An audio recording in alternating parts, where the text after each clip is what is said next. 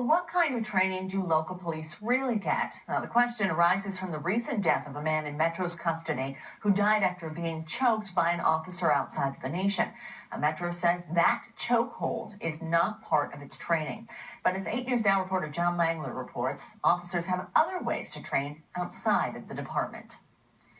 All right, so he draws a weapon. This studio is nowhere near Metro's police academy. Maybe I redirect, I drive in control, and I strike. And Shannon Langwell is not a cop. Before I disengage, strike. But he does train them, specifically something called Krav Maga, an Israeli form of martial arts and self-defense. Techniques that are based on instinctual responses and rapid aggressive counterattacks. Langwell offers police-specific training, things he can't show us. It teaches officers through training how to respond and make decisions quickly under stress. He says places like this help officers stay up to speed when they're not in official department training.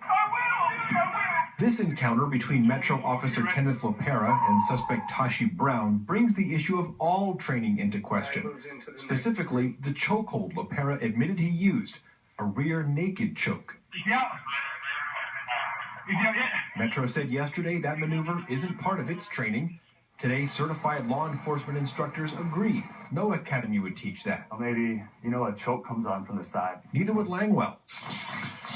He says just because this kind of training is outside the department doesn't mean it teaches bad habits. In fact, he says it's the opposite. The more training you get, the more in control you are of your own actions, the more you're able to stay calm under stress. John Langler, 8 News Now.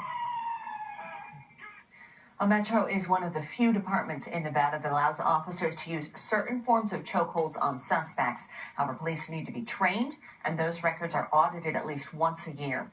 State inspectors say Metro follows those guidelines.